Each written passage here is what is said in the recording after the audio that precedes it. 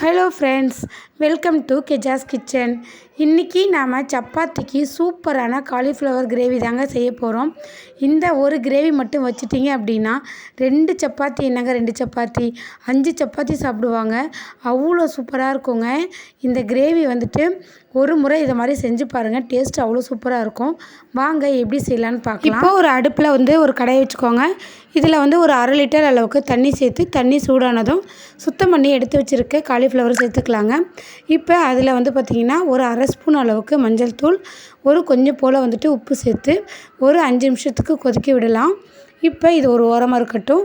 இப்போ அதே கடாயில் ஒரு 2 டேபிள் ஸ்பூன் அளவுக்கு எண்ணெய் விட்டு இதில் பார்த்திங்கன்னா ஒரு 2 கிராம்பு, 2 கல்பாசி, ஒரே ஒரு துண்டு பட்டை போட்டு நல்லா பொரிஞ்சு வரட்டும். இந்த அளவுக்கு நல்லா பொரிஞ்சு வந்ததுக்கப்புறமா நான் இன்றைக்கி 3 பெரிய வெங்காயம் சேர்த்துருக்கேன்.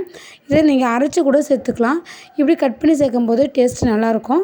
இப்போ நான் அந்த வெங்காயம் சேர்த்ததுக்கப்புறமா ஒரு கொத்து அளவுக்கு கருவேப்பிலை சேர்த்து நல்லா வதக்கி விட்டுக்கிறேன். பாருங்கள், இந்த அளவுக்கு வெங்காயம் நல்லா வதங்கி வந்துருச்சு.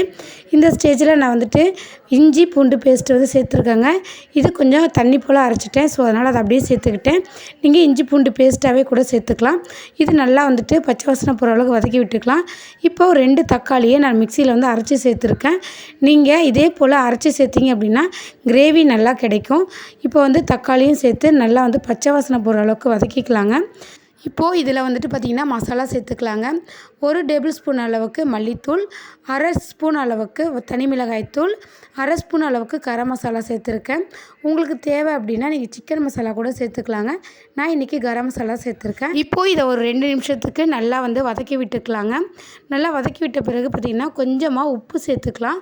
நான் காலிஃப்ளவர் வேக வைக்கும் போதே கொஞ்சம் உப்பு சேர்த்துருக்கேன். அதனால் இப்போது அளவு பார்த்துக்கிட்டு கொஞ்சம் போல் உப்பு சேர்த்துக்கலாங்க. இதையும் நல்லா கிளறி விட்டுக்கலாம். இப்போது 1/2 ஸ்பூன் அளவுக்கு மஞ்சத்தூள் சேர்த்துக்கிறேன். காலிஃப்ளவர் வேகும்போது மஞ்சத்தூள் சேர்த்துருந்தேன். அதனால் இதுலேயும் கொஞ்சம் போல் மஞ்சத்தூள் சேர்த்துருக்கேன். இப்போது நான் 1/2 லிட்டர் அளவுக்கு தண்ணி சேர்த்துருக்கேன். உங்களுக்கு கிரேவி கன்சிஸ்டன்சி கம்மியாக வேணும்னா கம்மியாக தண்ணி சேர்த்துக்கலாம். இப்போது நம்ம சுடு தண்ணியில் வேக வச்ச காலிஃப்ளவரை இதில் சேர்த்துக்கலாங்க. இப்போ சேர்த்துட்டு நல்லா ஒரு 2 நிமிஷத்துக்கு நல்லா கிளறி விடுங்க. இப்போது ஒரு மூடி போட்டு ஒரு 10 நிமிஷம் போல் இதை நல்லா வேக வச்சுக்கலாங்க.